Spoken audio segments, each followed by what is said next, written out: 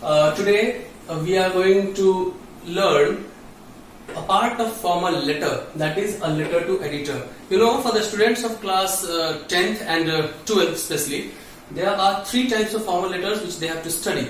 That is a letter to editor, business letters, and the next one is job letter. So today I am going to teach you a letter to editor. Okay, its word limit is 120 to 150 words, and we are going to see the format as well as some example, actually a sample of letter to editor. So without further ado, let's begin the video. The first thing which we have to write here in the format is that we will write the sender's address. Sender's address is necessary, the area where the sender is residing, and then comes the name of city. City, yes, the area and the city in which you are living. Then you have to leave one line. You can leave this gap, and then the next thing which comes is date, which should be in MMDDYY format. Month first, date second, and the year third. Now once again we will leave one line gap.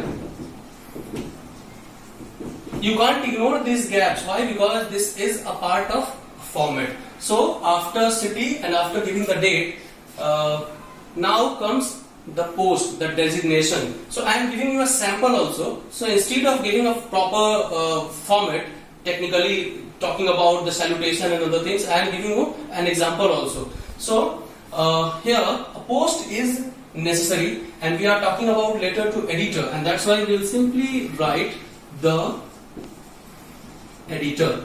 The editor with capital E.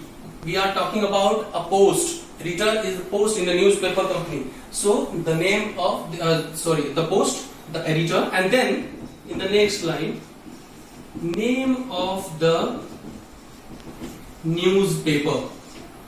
Name of the newspaper is necessary, and then you will give the address and the city where the office of newspaper is situated. Once again you will leave one line.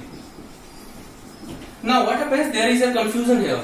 What happens that here a number of teachers, a number of people are saying, and a number of books, they tell you that here subject will come first and then the salutation, that is respected sir or whatever you want to write.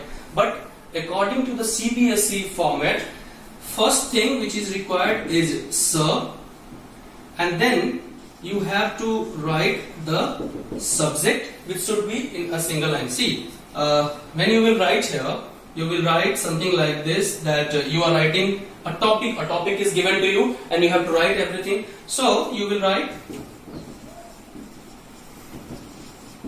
regarding the issue of whatever is your topic, you have to write something like that also, and this will be in a single line only. So you have to write this in a single line.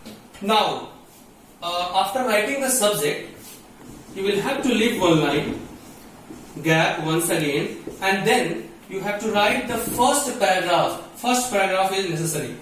Okay, so after writing the subject, this is the first paragraph which is required, and here you have to write this, and you have to write this in 2 to 3 lines only. 2 to 3 lines are enough for the first paragraph. Here you will write something like this. I am writing here, being a concerned and an aware citizen, I find it my responsibility to draw your kind attention through the columns of your esteemed newspaper regarding the issue of whatever is the issue that you have mentioned in the subject here. So regarding the issue of in my area or town or city, whatever is given in your question, you will write and you will mention about those things only. So this is your first paragraph and it ends here. Okay, so this is the second paragraph. As we all know that letter to editor should be written in 3 paragraphs only. So the first paragraph has been mentioned. This is the second paragraph.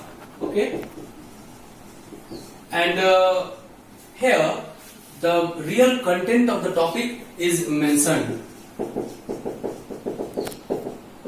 This is the real content here, and nobody can tell whatever you have to write here. Why? Because it all belongs to, or it all relates according to the question, and nobody can predict what kind of questions you will be getting. So I can give you some hints how to write this paragraph. There are three key factors with the help of which you can write this paragraph. First one is